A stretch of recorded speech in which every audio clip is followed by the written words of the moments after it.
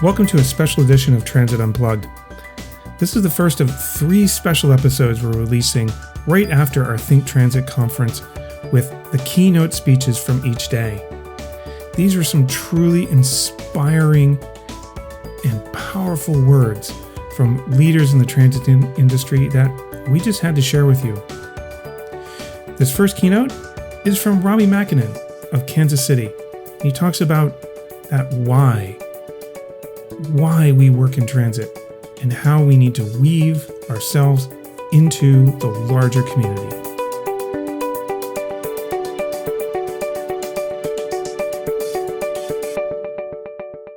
Now, I am so excited to announce our opening keynote speaker. He is the president and CEO of the Kansas City Area Transportation Authority. He has led the Kansas City region through a dramatic transformation aimed at bringing together 5 different transit systems under one umbrella called Ride KC. Today, he's going to talk with us about connecting people, connecting communities. Please welcome Robbie Makinen. Thank you, Ms. Teresa. Every time somebody says during this conference says outside the bus or outside the box, we should all take a shot from now on. I don't have any PowerPoints. I don't have any note cards, so I'm just going to talk. I'm Robbie. I'm from Kansas City. Been here, born and raised my whole life. I have a beautiful wife. I have 2 beautiful boys, 16 and 14. 16 and 14. I haven't seen their faces since they were 8 and 6. I haven't seen a sunset or a starry sky or any of that. Every time I put something down, I have to remember where it was 500 times a day. I lost my vision about 8 years ago. One time immediately after that, when my oldest son was 8, we were sitting in a Price Chopper parking lot, a grocery store. Mom went in and I heard him back there crying. And I said, "Michael, what's the matter?" He says, "Dad, I feel sorry for you." And then asked, "Is this going to happen to me?" That is a pivotal moment. That was enough to make you go, you know what? I'm either going to curl up in a ball here or I'm going to stand up. I'm either going to be at a boat anchor or a sail, and you need to pick one. So what does this have to do with any of you? What does it have to do with public transit? I'll tell you. It is a big deal. We all get dealt a bad hand, right? Every once in a while. And it's not a matter of if it's going to happen. It's a matter of when. But the question is, what are you going to do when it happens? How are you going to react as an individual in your personal life or as an agency, which we've all seen now over the past year and a half? My biggest deal, I guess, is that what you do after that fact makes all the difference in the world. What kind of person are you going to be? What kind of agency are you going to be? Before I lost my vision, I was that guy. I was ambitious, right? I wanted a bigger car, a bigger house, a better this, a better that. Now, I don't need any of that. I just need my wife and my kids happy and healthy. Everybody needs to get a dose of perspective, all right? And nobody ever gets it until you get dealt that bad hand. Nobody ever gets it until your wife comes home with a lump on her breast. Your father gets Alzheimer's. You lose your vision, whatever that is. What I pray for everybody here is that you get it ahead of time and that you're able to answer the question, why? Why do I get up in the morning? Why should anybody care? Why do I do what I do? Everybody wants to, you meet somebody, oh, hi, what do you do? I like to ask, why do you do what you do? That's the question. If you can answer that as a person and answer that as an agency, then as far as I'm concerned, you're headed in the right direction. Our ability to say why, our ability to say we're here to help people. And they're not, to us, they're not ridership, they're not customers, they're people. They're our members of our community, they're our family, they're part of our city, they're a part of our lives every day. And if we can change that optic to where you're from somebody pushing a broom all the way to the C-suite, that we actually care about the people that we're dealing with, that's going to put us in a much better place. So how do we do that? All right, I'll talk about zero fare. Okay, everybody, oh my gosh, 4 years ago when I started talking about zero fare, I was talking treason. Everybody said, oh, that can't work. There'll be, cats living with dogs, safety problems, and society will break down as we know it. Well, we've been doing zero fare region-wide here for over a year, and none of that happened. But it wasn't like we just turned on a light switch, okay? It was a strategic, methodical plan to get us to that. First, we made transit free for all of our veterans. We've had over 5 million trips. Then we made transit zero fare for all of our Kansas City schools. Okay. Then we went to safety net providers, domestic violence shelters, folks like that who really needed a hand, and we did it there. Okay. And what we found out is by allowing those folks to take the money that they used to do to buy passes and whatever, to now put that back into the services. Look, this is about you as a transit agency not being off on an island by yourself. It's about you weaving yourself into the community fabric. It's about you becoming a part of the solution, no matter what that is. What I some of you have probably heard me before, but when you plan a transit route from A to B, and then you put the blinders on, and then we normally say, okay, anything that happens along that corridor, well, that's somebody else's fault. That's the community's fault. That's somebody else's deal. It's not in our wheelhouse. We just do public transit. Well, if you take those blinders off and you become a part of the community, then you get put higher up in the waterfall. What I mean by that is then you become a part of the solution. You become a part of the structure itself. What you and I know is that public transit is that one thing. It's that one thing that connects everything. Especially during this pandemic, I know all of us can sit around and say, you know what? Because of us, our cities kept breathing.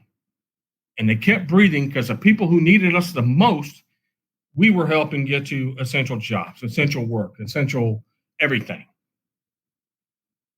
So what we're going to do and what we're doing here at Ride KC is we're concentrating on four pillars of public transit. And it's all about access, okay? Access to housing, access to jobs, access to education, and access to healthcare.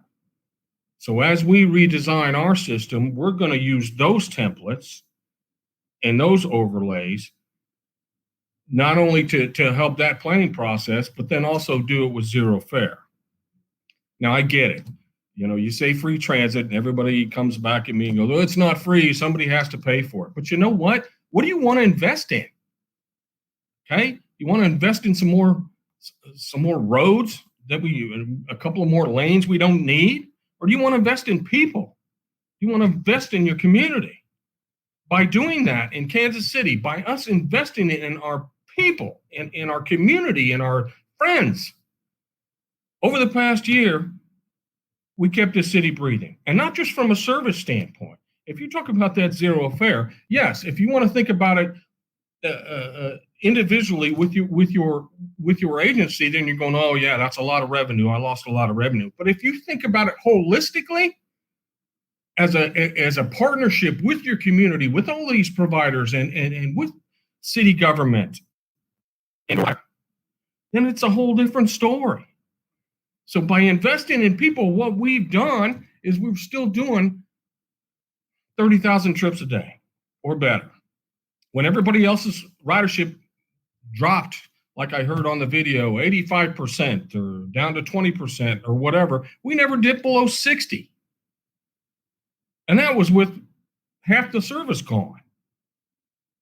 My point is that people need us, all right? And we shouldn't run away from the people that need us the most. We should run toward them, okay? 75% of my ridership are people that need us every day. I am not going to run away from them and look for some other shiny thing or some, something like that, okay? We're going to run toward them, and we're going to take care of them. And if you can weave yourself into that community fabric, then people start thinking of you as an agency different, not like you're just out there in the wind, and then all of a sudden, oh yeah, by the way, how are we going to get people somewhere? Okay, it happens all the time. I say it all the time. Somebody goes out to a greenfield and they build a big building and they hire 1,200, 1,600 people. Then a month later, they're coming to you going, our public transit system stinks. We can't get people to work. Why? Because you weren't a part of the process in the beginning. By weaving yourself into the community fabric with your safety net providers, with your economic development teams, with your public works folks, all of that, you set the stage for you to be a part of the process, not the afterthought where they come looking for you later. And that's what we're doing, and that has made all the difference in the world. We're talking about $1.50 out of 30,000 rides a day. You're talking about do the math. It's $1 million, $2 million that the ATA, the Transit Authority, is pumping right back into the local economy. That money's not leaving. It's not going to a tax shelter in the Bahamas. It's going right back into the local community. It's going to buy a pair of shoes, some prescription, some groceries. Whatever that is, stop thinking about yourself as just a transit agency. Why do you do what you do? Why? To help people, to get people, to connect people to opportunities. So if you're going to pump that kind of money back into the economy, that's going to turn back tenfold. And we've proven it from a ridership family. Let's talk safety for a second. Well, oh my gosh, you do zero fare, everything's going to go crazy. Well, a lot of you have done it just because of COVID to help. But we were ahead of the game and we were already doing it. Fact of the matter is, our incidence rates went down 35% this year. Every time, over 80% of the time we ever had an incident on a vehicle, it was over a fare box dispute, which I think is ridiculous. And I think coming up on a $12 million bill that I would have to redo my fare boxes is silliness, and that I can invest that money in people. I can invest it in the community, and I can get my team around here to be able to go, you know what? When I put my head on the pillow at night, I know we've done something. I know I've made a difference. I used to have some people come and go, well, we should get a pin or a badge for not getting in an accident for the last year or whatever. I said, that's your job. What I want to give an award out for is the stories like we had 3 of our maintenance guys who saw a car. The lady was slumped over the wheel, ran into a wall. There were kids in the back seat. It started backing up. They jumped out, went and took care of that. She had a seizure, medical incident, helped the kids. Had another operator who it was 2 degrees outside, and she saw a guy at the bus stop without any shoes. Unbelievable. She pulls over, gets him on the bus. She calls dispatch, says, hey, look in our lost and found. Anybody got a pair of shoes? Dispatcher sends a supervisor out, give the guy a pair of shoes. I got 100 stories like that, and so do you. My point is, those are the rock stars, and those are the people who every day go in knowing that they're going to make a difference in somebody's lives. What I tell everybody here is, if you just come here to make a paycheck, then you're not answering the question why. And you know what? This probably isn't the place for you. Okay? If you want to come here and make a difference, if you can answer the question, why do I work here? Because I tell my people all the time, you affect more people's lives than most people get to do in a lifetime. Take advantage of that. Again, perspective is everything, right? And I pray that we've all gotten that during COVID here, and I hear a lot of that in that video, and that's absolutely fantastic. So, from an economic development standpoint, I'll talk about that for a second. Okay, from a development standpoint, what we're doing in Kansas City is we're trying to put public transit as a part of the incentive process, rather than taking money out for TIF and all that, and we all lose that money all the time. We're trying to be a part of the process, a part of the solution, which is, if you're going to build this thing or whatever, part of that clawback has to go to public transit in that area and or zero fare, so you can show a community benefit someplace else, right? Over on the east side, whatever that may be. That's the way to go. Okay, if you can get in those conversations. In the state of Missouri, we get a lousy $300,000 something a year for a line item for public transit. I think we're like 48th in the nation. Okay, that's ridiculous, right? And of course, that's probably not going to change. But here's what we can do. We can go around and we can talk to people about economic development money. We can talk to people about healthcare money. We can talk to people about veterans, and we can talk about job access. And when you start having those conversations, and that public transit is a piece of that, and you can partner up with those kind of things, it changes the whole optic. That's what we're going to do. Okay. And it's working, right? Anyway, so zero fare has been absolutely wonderful, but it's not zero fare just for zero fare's sake. And like I said, it's not just a switch that you flip on. We've been slowly moving in that direction. Another innovative piece to that, they go, well, how do you handle folks that are homeless? How do you do that? Well, you know what? There, but by the grace of God, go all of us, right? So we're not going to treat people different. We're not going to get ourselves or our operators in a situation to where they're picking winners or losers. You can get on, you can't. Are you kidding me? But here's what we are going to do. All right, rather than put an officer with a gun on the bus, what we've done is work with some of our local providers, some of our safety net providers, who now their customers, their clients, their people get zero fare transit, so they're going to give back to us. So having some of those homeless agencies actually, when they do their outreach, having them ride a vehicle to be able to offer resources, to be able to spot situations, to be able to find folks that they want to find too. That kind of partnership is huge. That's innovation when it comes to the human capital, when it comes to humankind. That's what we want to do around here.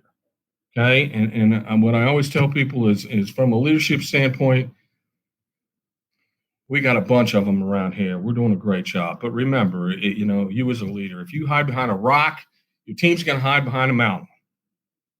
And that's just a fact. So when it comes to getting people around the table, what we like to do is, look, there's plenty of things on my executive staff. I can't do what they do. They don't do what I do. But our ability to sit around a table and be able to throw some red meat on the table and say, hey, what about this? Hey, what if we tried that?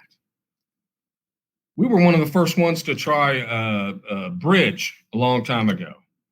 And I remember standing up in front of a crowd saying that we were doing that. And somebody said, a bridge to nowhere. And I said, yeah, well, but I'll tell you what it turned into is a bridge to freedom. So now our folks with disabilities, not only do they ride fixed route service for free, they get paratransit service for free then. But then we also have now an on-demand TNC type service that we do in-house with a public-private partnership So if you wanted that service, you could get it. And because it's a premium service, you would pay. I guess my point there is there's room in the tent. And I said this 4 or 5 years ago, and everybody thought I was crazy. There's room in the tent for everybody.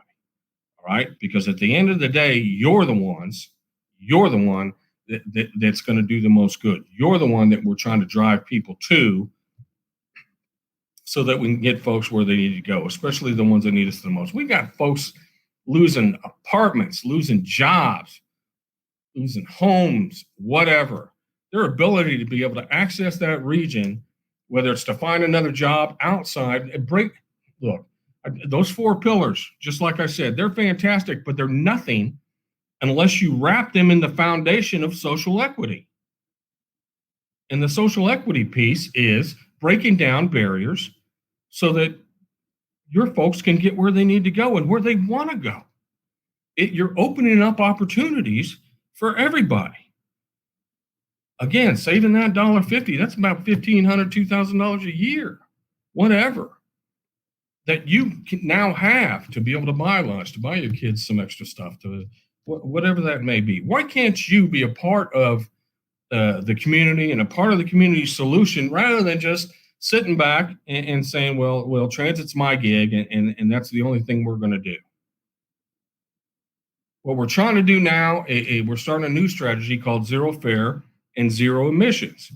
So with and that's another strategy that we didn't just turn a switch on. We've been going that way for a number of years now. 2/3 of our fleet is CNG. We've got our first couple of electric buses in now. I really want to talk to the Patera folks. And so moving that direction to where not only are you giving folks the help they need, but now doing it in a environmentally friendly way, it's a big deal. So I guess what I would say the most is, and I say this all the time, what do you want to do? Return on investment. That's what everybody wants to talk about, right? Return on investment. Well, the return on investment for empathy, the return on investment for compassion, for social equity far outweighs the return on investment for asphalt and concrete. It just does. So everybody should be able to answer that question, why? Okay, why do I get up in the morning? Why do I do what I do? Why does our agency do what they do? And if you can answer that question or start asking it around, it'll change the direction of your agency. I promise you. How much time have I used? Okay. Anyway, I tend to ramble, but I sincerely appreciate Trapeze and Vontis. Trapeze has been a great partner for us. I really look forward to using data even more now as we go forward and as we get innovative. And I appreciate this opportunity. And Paul Comfort, wherever you're at, I appreciate you, sir, and hope you're doing okay. Miss Teresa, that's it, unless you need anything else from me. No, Robbie, that was fantastic. Thank you so much. Another amazing talk from you, reminding us about what's really important. Your courage to jump in and be a part of the solution and challenge the status quo, or simply inspiring. We can all ground ourselves in our why. Why do we do what we do?